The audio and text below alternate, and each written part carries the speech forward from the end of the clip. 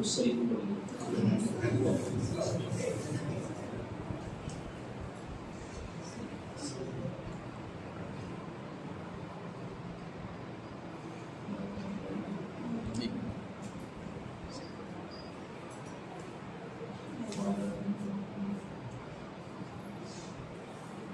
متقیوں کی بات چل رہی ہے کہ متقیوں کی ایک علامت یہ ہے کہ وہ غیب پر ایمان رکھتے ہیں۔ دوسری علامت یہ بتائی گئی تھی کہ وہ نماز کو قائم کرتے ہیں۔ تیسری علامت یہ بتائی گئی تھی کہ اللہ نے جو انہیں مال دیے ہیں ان میں سے اللہ کے راستے میں خرچ کریں، خواہ زکوٰۃ کے طور پر ہو یا صدقات کے طور پر ہو، خواہ صدقات واجبہ ہو یا صدقات نافلہ ہو، جس قسم کے خرچ ہو اللہ کے راستے میں وہ کرتے ہیں۔ خرچ کرنے سے ہمیں اور آپ کو یہ لگتا ہے کہ مالوں میں سے کچھ کمی واقع ہو جائے، لیکن بات ایسی نہیں۔ خرچ کرنے سے دنیاوی بھی فوائد ہیں اور اخروی بھی فوائد ہیں۔ پچھلے ہفتے میں نے بہت ساری احادیث آپ کے سامنے پیش کیا کہ صدقات کرنا یہ گویا کی مصیبتوں کو اور تکلیفوں کو آنے نہیں دیتا، روک دیتا ہے۔ ایسے ہی اللہ کی غضب اور اللہ کے غصے کو بجھا دیتا ہے، ایسے ہی مالوں میں اضافے کا سبب ہے۔ مسلم شریف کی ایک حدیث ہے کہ ایک شخص جنگل کا سفر کر رہا تھا، اچانک آسمان کی طرف اس نے دیکھا کہ بادل چھا گئے اور تھوڑی ہی دیر میں بارش کا موسم ہو گیا۔ بارش شروع ہوئی، سارا پانی ایک نالے کے اندر جمع ہوا اور پھر ایک راستے سے پانی جانے لگا۔ اس شخص نے سوچا کہ چلتے ہیں اس پانی کے پیچھے، دیکھتے ہیں کہ یہ پانی کہاں جا رہا ہے۔ وہ پانی کے پیچھے پیچھے چلتا بہت دور چلا گیا، دیکھا کہ ایک شخص اپنے پھاوڑے سے باغیچے میں پانی لے جانے کے لیے زمین کو ہموار کرتا۔ جیسے ہی وہ زمین کو ہموار کر کے فارغ ہوا، ویسے ہی پانی وہاں پہنچا اور اس کے راستے سے اس کے باغیچے میں چلا گیا اور پورا ایک بڑا سا باغیچہ بہت اچھی طرح سیراب ہو۔ اس آدمی نے اس باغیچے والے سے نام پوچھا، اس آدمی نے اپنا نام بتایا۔ پھر باغیچے والے نے کہا کہ اچھا تم یہ بتاؤ کہ نام پوچھنے کی وجہ کیا ہے؟ اس شخص نے کہا کہ نام پوچھنے کی وجہ یہ ہے کہ جس وقت میرے سر کے اوپر بادل منڈرا رہا تھا، جہاں سے یہ تمہیں پانی ملا ہے، اس بادل سے تیرا نام لیا گیا، جبھی میں نے تیرا نام پوچھا۔ اب تم یہ بتاؤ کہ باغیچے کے لیے خاص طور سے اللہ تبارک و تعالیٰ نے بادل کو بھیجا جبکہ بارش کا موسم نہیں تھا، پھر بارش ہوئی، پھر جہاں تم زمین کو ہموار کر رہے تھے اسی راستے سے یہ سارا پانی تیرے باغیچے کے اندر چلا گیا، اس کی کیا وجہ ہے؟ اس آدمی نے فرمایا کہ میں باغیچے کی آمدنی کو 3 حصوں پر تقسیم کرتا ہوں۔ نمبر 1، اس کا ایک حصہ اپنے بال بچوں پر خرچ کرتا ہوں، دوسرا حصہ خود باغیچے پر خرچ کرتا ہوں، تیسرا حصہ اللہ کے راستے میں صدقہ، یہ دنیاوی فوائد بھی کہ اللہ کے راستے میں خرچ کرنا یہ کہیں جائے گا نہیں، بلکہ آپ کو مل کر رہے گا، اور آخرت میں تو ملے گا ہی، دنیا کے اندر بھی اس کا نعمت بدل ملتا ہے۔ اخروی کیا فائدہ؟ مثل الذین ينفقون اموالهم في سبيل الله كمثل حبة انبتت سبع سنابل في كل سنبلة 100 حبة والله يضاعف لمن يشاء والله واسع علیم۔ کسان اپنی زمین میں کھیتی کرنے والا ایک دانہ ڈالتا ہے، پھر اللہ تبارک و تعالیٰ اس ایک دانے سے 7 بالیاں الگ الگ اگاتے ہیں، اور ہر بالی کے اندر 100 دانے پیدا ہوتے ہیں۔ پھر آپ اندازہ لگائیے کہ ایک دانے سے کتنے دانے اسے حاصل ہو گئے، 700 دانے حاصل ہوئے۔ اللہ تبارک و تعالیٰ نے فرمایا کہ اللہ کے راستے میں خرچ کرنے والوں کی مثال ایسے ہی ہے، ایک پیسہ خرچ کرے گا 700 برابر کے ثواب وہ حاصل کرے گا، 1 روپیہ خرچ کرے گا 700 روپے کے برابر وہ ثواب حاصل کرے گا۔ بلکہ اللہ تبارک و تعالیٰ نے اور آگے فرمایا واللہ یضاعف لمن یشاء، یہ 700 کے برابر ثواب تو ہم دیں گے ہی، اور ہم اضافہ کر کے ہی دیں گے جسے چاہے، اور اللہ تبارک و تعالیٰ کی یہاں کوئی کمی نہیں۔ اس آیت کے اندر جس طریقے پر اخروی فوائد اللہ کے راستے میں دینے پر حاصل ہو رہے ہیں، اسی طریقے پر اللہ تبارک و تعالیٰ نے خرچ کرنے کی کچھ شرائط بھی بتائی ہیں۔ اگر وہ شرطیں پائی جائیں گی تب تو آپ ایک کے بدلے میں 700 لے سکیں گے، اور اگر وہ شرطیں نہیں پائی گئی تو پھر ایک کے بدلے میں 700 کیا ایک بھی نہیں۔ 5 شرطیں ہیں، جب یہ 5 شرطیں پائی جائیں گی تب آپ کو دنیاوی بھی فائدے حاصل ہویں گے اور اخروی بھی فائدے حاصل ہوں گے۔ نمبر 1، اللہ تبارک و تعالیٰ نے اس آیت کے اندر کسان کی مثال بیان کی۔ ایک دانہ ڈالتا ہے، 7 بالیاں اللہ تبارک و تعالیٰ اگاتے ہیں، اور پھر ہر بالی کے اندر 100 دانے پیدا کر دیتا ہے۔ کسان جو دانہ زمین میں ڈال رہا ہے، ضروری ہے کہ وہ دانہ اگنے کی صلاحیت رکھے۔ اگر اس دانے کے اندر اگنے کی صلاحیت نہیں ہے تو پھر ایک بالی بھی آپ حاصل نہیں کر پائیں۔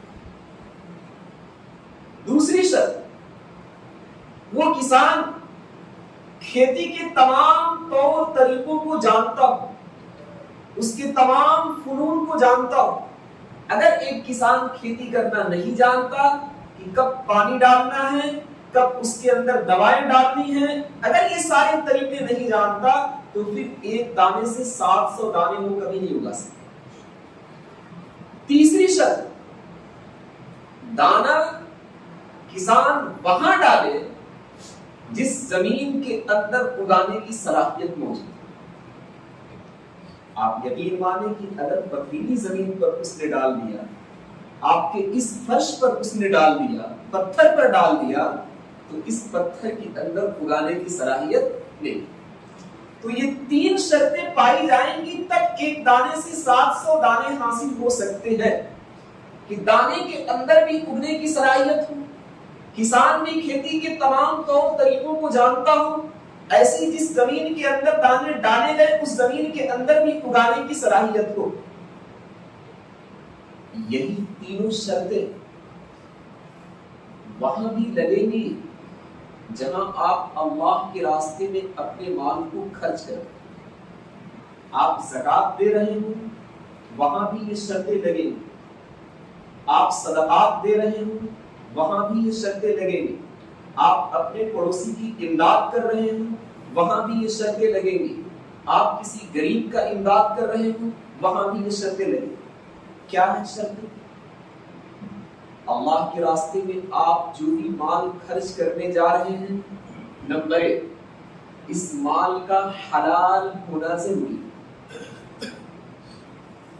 اگر حرام مال آپ نے کسی غریب کو دے دیا، اگر حرام مال اللہ کے راستے میں آپ نے خرچ کر دیا، کسی بھی قسم کا کوئی فائدہ آپ کو حاصل ہونے والا نہیں ہے. نہ دنیاوی فوائد حاصل ہو سکتے ہیں نہ اخروی فوائد حاصل ہو سکتے ہیں. حلال ہونا چاہیے. دوسری شرط، آپ جب دے رہے ہیں آپ کا ارادہ صرف اور صرف یہ ہو کہ اللہ کی رضامندی حاصل ہو جائے. اگر دیتے وقت نام و نمود کا ارادہ کیا کہ دیکھنے والا ہمیں امیر سمجھے، دیکھنے والا ہمیں سخی سمجھے، تو پھر دینے کا کوئی فائدہ آپ کو حاصل ہونے والا نہیں. تیسری شرط، جسے آپ مال دے رہے ہو وہ واقعتاً اس زکات کا یا اس صدقات کا حقدار بھی ہو. اگر مستحقین کو آپ نے نہیں دیا، غیر مستحقین کو دے دیا، تو اس شکل میں بھی آپ کو نہ دنیاوی فوائد حاصل ہو سکتے ہیں اور نہ اخروی فوائد حاصل ہو سکتے ہیں. الذين ينفقون اموالهم في سبيل الله ثم لا يتبعون ما انفقوا منا ولا اذى لهم اجرهم عند ربهم ولا خوف عليهم ولا هم يحزنون. اس آیت کے اندر 2 شرطیں اور بیان کی گئی. وہ کیا؟ آپ دیتے وقت کسی غریب کو، کسی فقیر کو، کسی مدرسے کو، کسی سفیر کو احسان نہ جتلائیں. اگر آپ نے احسان جتلایا تو پھر آپ کا دیا ہوا یوں ہی رائگاں چلا جائے گا. نہ دنیاوی فوائد حاصل ہو سکتے ہیں نہ اخروی ثواب آپ کو مل سکتا. وَلَا أَزَلَّهُمْ أَجْرُهُمْ عِنْدَ رَبِّهِمْ وَلَا خَوْفٌ عَلَيْهِمْ وَلَا هُمْ يَحْزَنُونَ. ایسے ہی آپ جس کو دے رہے ہیں اسے آپ نے حقیر اور ذلیل نہ سمجھا اور آپ نے ایسا برتاؤ نہ کیا ہو اس کے ساتھ کہ اسے آپ کے فعل سے کوئی تکلیف پہنچ جائے. یہ 5 شرطیں لگیں گی تب جا کر آپ کا دیا ہوا اللہ کے یہاں مقبول سمجھا جائے گا اور اللہ دنیاوی فوائد بھی اس سے حاصل کرائیں گے اور اخروی ثواب بھی آپ کو دیں گے. اور اگر ان 5 شرطوں میں سے ایک بھی شرط کی کمی ہو گئی تو آپ کو نہ دنیاوی فوائد حاصل ہونے والے ہیں نہ آپ کو اخروی ثواب ملنے والے. نمبر 1 حلال مال اللہ کے راستے میں خرچ کیا جائے. نمبر 2 آپ کا ارادہ صرف اور صرف اللہ کی رضامندی اور اس کی خوشنودی حاصل کرنے کا ہو. نمبر 3 مستحقین پر وہ مال خرچ کیے جائیں. نمبر 4 خرچ کرتے وقت احسان نہ جتلایا جائے. نمبر 5 آپ کی ذات سے کوئی اذیت کوئی پریشانی اسے آپ حقیر اور ذلیل نہ سمجھیں. اپنے فعل سے کسی بھی قسم کی اسے آپ تکلیف نہ پہنچائیں. یہ 5 شرطیں لگیں گی تب جا کر آپ کو فوائد حاصل ہو سکتے ہیں. وَمِمَّا رَزَقْنَاهُمْ يُنْفِقُونَ. جو کچھ اللہ تبارک و تعالیٰ نے ان متقیوں کو دیا ہے وہ متقی حضرات اللہ کے راستے میں اپنے مالوں کو خرچ کرتے ہیں. ایمان بالغیب، اقامت الصلاۃ، ایتاء زکات. ایمان لانے کی بات ایک ایمان والے پر بہت سارے فرائض اور بہت سارے واجبات اور قسم قسم کے دینی اعمال اس کی ذات سے جڑ جاتے ہیں. ایمان لایا تو مال ہے تو اسے حج بھی کرنا ہے، زکات بھی دینی ہے، ایسی روزہ بھی رکھنا ہے، طرح طرح طرح کے اعمال اس کی ذات سے جڑتے ہیں، بہت سارے اعمال جڑتے ہیں۔ اللہ تبارک و تعالیٰ نے یہاں پر ایمان کے بعد خاص طور سے دو چیزوں کا ذکر کیا کہ متقیوں کے دو اوصاف یہ ہیں، نماز کو قائم کرتے ہیں اور اللہ کے راستے میں مال کو خرچ کرتے ہیں۔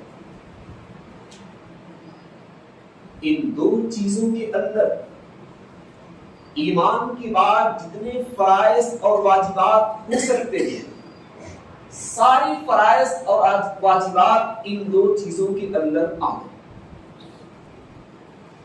انسان کی ذات سے جتنی عبادتیں جڑتی ہیں وہ دو قسم کی ہوتی ہیں، یا تو اس کے بدن سے جڑیں گی یا اس کے مال سے جڑیں گی۔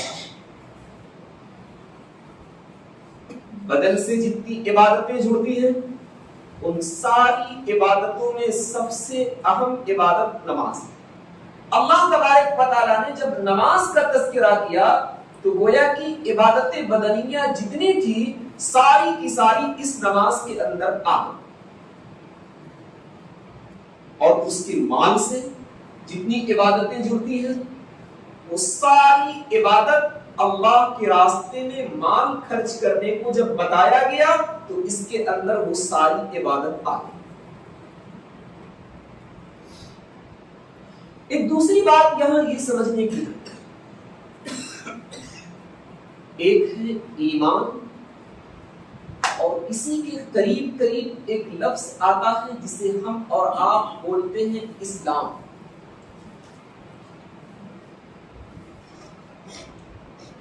ایمان اللہ کے رسول صلی اللہ علیہ وسلم جتنی ہدایات اور تعلیمات لے کر آئے ہیں ان کی ذات پر اعتماد رکھتے ہوئے ساری ہدایات اور تعلیمات کو مان لینا، یہ ہے ایمان۔ اور اسلام کسے کہتے ہیں؟ زبان سے اقرار کرنا، اعضاء اور جوارح سے اللہ کی اطاعت اور اس کی فرما برداری کرنا۔ نماز ماننے کا نام نہیں ہے بلکہ اعضاء اور جوارح سے اس کی ادائیگی کرنا۔ زکوٰۃ ماننے کا نام نہیں ہے بلکہ اپنے مال سے کچھ مال کو اللہ کے راستے میں خرچ کرنے کا نام۔ تو گویا کہ اللہ تبارک و تعالیٰ نے اس آیت کے اندر ایمان بالغیب کو تو ذکر کیا، ساتھ ساتھ نماز کی مثال دے کر اور ایسی زکوٰۃ کی مثال دے کر اللہ تبارک و تعالیٰ نے اسلام یعنی اللہ کی فرما برداری اور اطاعت گزاری کو بھی ذکر کر دیا۔ ایمان کے اندر اور اسلام کے اندر تھوڑا سا ہمیں اور آپ کو فرق محسوس ہوگا کہ ایمان کا کام ہے دل سے مان لینا اور اسلام نام ہے اللہ کی اطاعت اور فرما برداری کرنا۔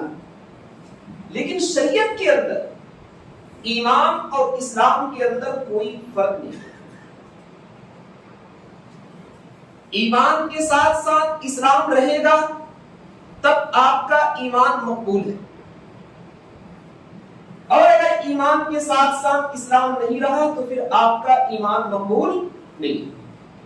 ایسی اسلام کے ساتھ آپ کا ایمان رہے گا تب تو آپ کا اسلام مقبول ہے، اور اگر بغیر ایمان کے اسلام رہا تو پھر وہ اسلام اللہ تبارک و تعالیٰ کے یہاں مقبول نہیں۔ ایک شخص کے اندر زبان سے اقرار تو ہے لیکن دل کے اندر ایمان نہیں، شریعت کے اندر اسے منافق کہا جاتا ہے۔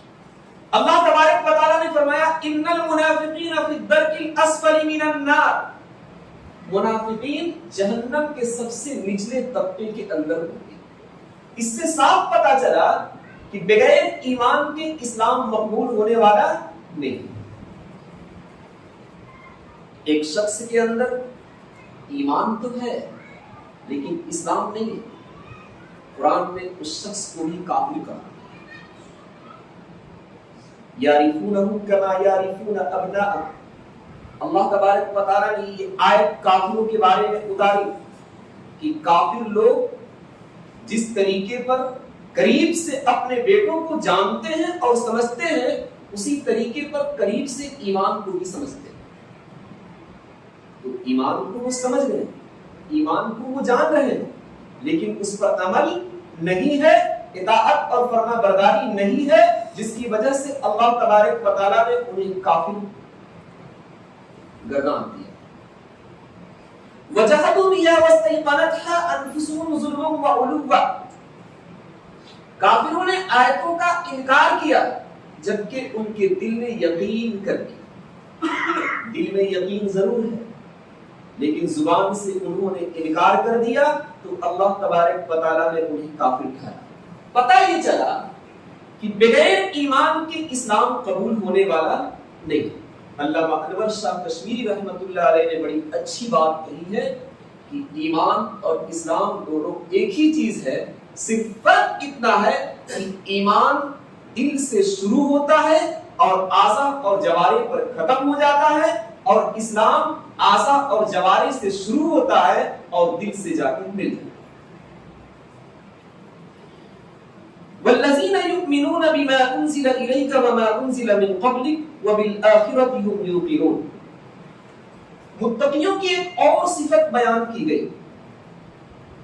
کہتے ہیں کہ آپ صلی اللہ علیہ وسلم پر جو کتاب نازل ہوئی اس پر تو وہ لوگ ایمان رکھتے ہی ہیں. آپ صلی اللہ علیہ وسلم سے پہلے جتنے انبیاء گزرے ہیں اور ان پر جتنی کتابیں نازل ہوئی ہیں ان ساری کتابوں پر بھی وہ متقی حضرات ایمان رکھتے ہیں.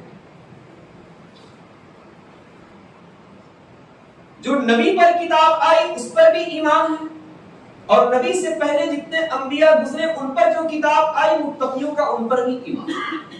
ہمارے قرآن کے اندر لکھا ہے کہ آپ صلی اللہ علیہ وسلم کے زمانے میں متقی حضرات دو طرح کے.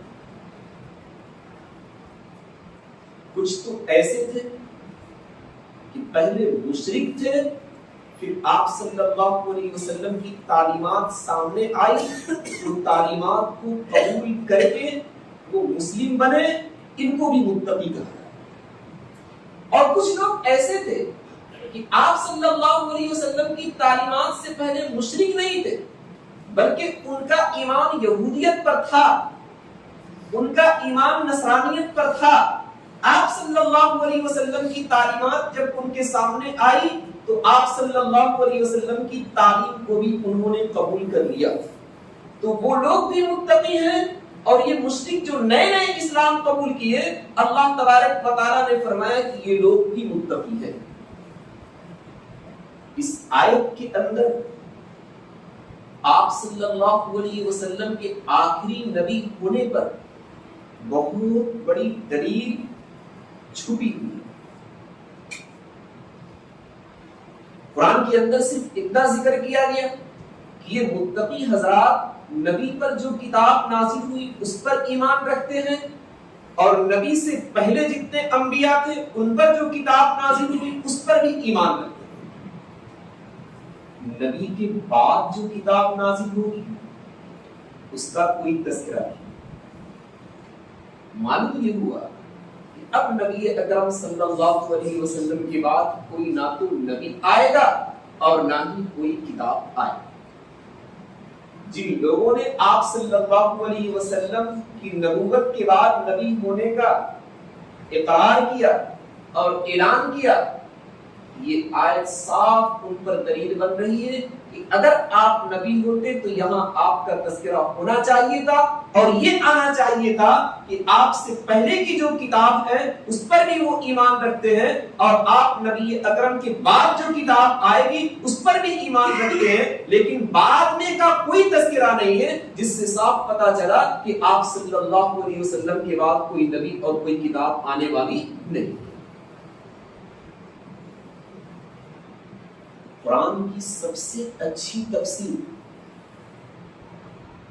یہ ہے کہ قرآن کی آیتوں کی تفسیر خود قرآن کی آیتوں سے کی جائے. تیسرے پارے کے اندر اللہ تبارک و تعالیٰ نے فرمایا وَإِذْ أَخَذَ اللَّهُ مِيثَاقَ النَّبِيِّينَ لَمَا آتَيْتُكُم مِّن كِتَابٍ وَحِكْمَةٍ ثُمَّ جَاءَكُمْ رَسُولٌ مُصَدِّقٌ لِّمَا مَعَكُمْ لَتُؤْمِنُنَّ بِهِ وَلَتَنصُرُنَّهُ۔ اللہ تبارک و تعالیٰ نے تمام انبیاء علیہ الصلاۃ والتسلیم کو جمع کیا اور ایک عہد اور پیمان دیا۔ کیا عہد دیا؟ اللہ نے فرمایا کہ انبیاء کی جماعت، ہم نے تمہیں کتاب دی، ہم نے تمہیں حکمت دی، نبوت دی، رسالت دی، تم سب کے چلے جانے کے بعد، دنیا سے ہو کر آنے کے بعد سب سے اخیر میں ایک رسول آئے گا۔ وہ رسول آ کر کیا کرے گا؟ ہم نے جو کتاب دی ہے، جو رسالت دی ہے، جو نبوت دی ہے، جو حکمت دی ہے، وہ اخیر میں رسول آ کر ان ساری چیزوں کی تصدیق کرے۔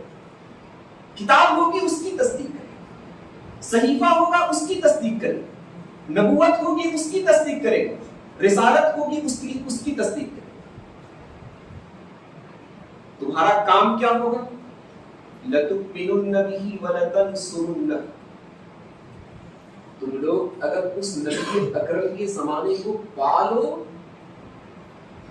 یا تمہاری امت میں سے کوئی پالے تو اس نبی پر وہ ایمان لائے اور اس نبی کی وہ امداد کرے، مدد کرے۔ اس آیت کے اندر غور کیجیے، فرمایا یہ گیا کہ اخیر میں ایک رسول آئے گا، تمہاری کتاب کی تصدیق کرے گا، تمہاری نبوت کی تصدیق کرے گا اور تمہاری رسالت کی تصدیق کرے گا۔ نبی اکرم صلی اللہ علیہ وسلم کے بعد جن لوگوں نے نبی ہونے کا دعویٰ کیا، آپ غلام احمد قادیانی ہی کیوں نہ ہو، ان کی نبوت کی تصدیق کرنے والا کون ہے؟ آپ صلی اللہ علیہ وسلم کی ذات ہونی چاہیے، حالانکہ آپ صلی اللہ علیہ وسلم تو ان کے آنے سے پہلے اللہ کے پیارے ہو گئے۔ پتہ یہ چلا کہ ان کی نبوت پر تصدیق آپ صلی اللہ علیہ وسلم کی لگی نہیں۔ بس یہی سے معلوم ہو گیا کہ جب آپ صلی اللہ علیہ وسلم نے آپ کی نبوت کی تصدیق نہیں کی تو آپ نبی بھی نہیں ہو سکتے۔ اگر آپ نبی ہوتے تو آپ صلی اللہ علیہ وسلم کی تصدیق اس آیت کے مطابق ضرور ہوتی، حالانکہ آپ صلی اللہ علیہ وسلم آپ کے آنے سے پہلے چلے۔ متقی حضرات ایمان رکھتے ہیں اس پر جو آپ صلی اللہ علیہ وسلم پر نازل کیا گیا اور اس پر جو آپ سے پہلے نازل کیا گیا۔ وَبِالْآخِرَةِ هُمْ يُوقِنُونَ۔ متقیوں کی ایک اور صفت بتائی گئی، وہ آخرت پر یقین رکھتے ہیں۔ آخرت پر ایمان رکھنا ایک الگ ہے اور یقین رکھنا الگ ہے۔ یقین رکھنے کا مطلب یہ ہوتا ہے آپ ایک چیز کو دیکھ رہے ہیں، اس چیز کے بارے میں آپ کو یقین ہو گیا کہ ہاں یہ چیز موجود ہے۔ گویا کہ متقی حضرات آخرت کو اپنی آنکھوں سے دیکھ رہے ہیں، اس لیے اللہ تبارک و تعالیٰ نے آخرت کے بارے میں ایمان کی بات نہیں کی، بلکہ یہ فرمایا کہ ایمان نہیں بلکہ متقیوں کو آخرت پر یقین ہے۔ آخرت ایک ایسی چیز ہے، آپ یہ سمجھیں کہ ایک انسان کو اس کی گناہوں سے روکنے والی کوئی طاقت موجود نہیں، کوئی طاقت اسے گناہ سے نہیں روک سکتی۔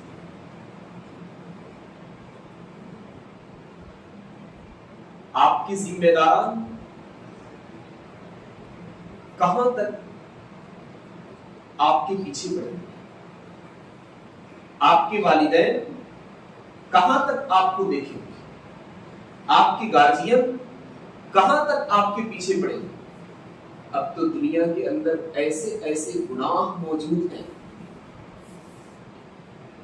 بند کمرے میں بھی گناہ ہو رہے ہیں، لحاف کے اندر بھی گناہ چل رہا ہے، چادر کے اندر بھی گناہ چل رہا ہے، بلکہ یہاں تک کہہ لیا جائے کہ باتھ روم تک بھی خالی ہے۔ تو گناہوں سے روکنے والی ذات اور گناہوں سے روکنے کی طاقت دنیا کے اندر اب نہیں ہے۔ جہاں تک والدین کی نظر ہوگی آپ کو منع کر دیں گے، جہاں تک بڑے بھائیوں کی نظر ہوگی آپ کو منع کر دیں گے، پولیس چوکی آپ کو دیکھ رہی ہے آپ کو منع کر دیں گے۔ لیکن دنیا کے اندر ایسے بھی گناہ ہیں اور ایسی بھی جگہیں ہیں جہاں پر نہ تو پولیس کی نظر ہو سکتی ہے، نہ آپ کی گارجین کی نظر پڑ سکتی ہے، اور نہ ہی آپ کی بڑوں کی نظر پڑ سکتی ہے، بلکہ کھلم کھلا آپ وہاں جا کر گناہ کر سکتے ہیں۔ ہاں، گناہوں کو روکنے والی کون سی طاقت ہے؟ وَبِالْآخِرَةِ هُمْ يُوقِنُونَ۔ آخرت کا خوف جس دن ایک انسان کے دل میں آ جائے گا، سارے گناہ اس کے دل سے خود بخود رخصت ہو جائے گا۔ جس وقت بند کمرے کے اندر ہمارا موبائل چلتا اور طرح طرح کی فوٹوز اور طرح طرح کی فلمیں اور نہ معلوم طرح طرح کی کتنی برائیاں اس پر آتی رہتی ہیں، جس دن یہ یقین ہو جائے گا کہ ایک دن ایسا آنے والا ہے کہ سارا یہ کام اللہ تبارک و تعالیٰ دیکھ رہا ہے اور اس دن ان سب کا ہمیں حساب دینا ہوگا، بس اسی دن سے یہ سارے گناہ ہمارے دل سے رخصت ہو جائیں۔ جس وقت ہم چادر کے اندر رہتے ہیں، جس وقت ہم لحاف کے اندر رہتے ہیں، اس وقت ہمارا موبائل جب چلتا ہے تو آپ یقین مانیے کہ گھر کا کوئی آدمی ہمیں دیکھتا نہیں، لیکن جب یہ یقین ہو جائے گا کہ ایک آخرت کا دن بھی آنا ہے، اللہ تبارک و تعالیٰ سارے گناہ کو دیکھ رہا ہے اور یہ سارا حساب ہم سے لے گا، جس دن یہ آخرت کا یقین ہمارے دل کے اندر آ جائے گا، سارے گناہ خود چادر سے بھی بالکل الگ ہو جائے گا۔ اور اب تو حال یہ ہے کہ مسجد سے باہر کیا ہے، مسجد کے اندر بھی وہ گناہ ہوتے ہیں اور حرم شریف بھی خالی ہے۔ فوٹو پر فوٹو لیے جائیں، طرح طرح کے گناہ اس موبائل سے انجام دیے جاتے ہیں۔ صرف ایک چیز کی کمی ہے کہ آخرت کے بارے میں یا تو ہم نے بہت کم سمجھا ہے یا سمجھ کر دل سے ہم نے رخصت کر دیا ہے۔ جس دن آخرت کا یقین ہو جائے گا کہ آخرت آئے گی، اللہ تبارک و تعالیٰ ہم سے حساب لے گا، اس دن ساری جگہوں سے ہمارے گناہ خود بخود ختم ہو جائیں گے اور ہمارا جسم بالکل پاک اور صاف شفاف ہو جائے گا۔ اللہ تبارک و تعالیٰ ان ساری باتوں پر عمل کرے۔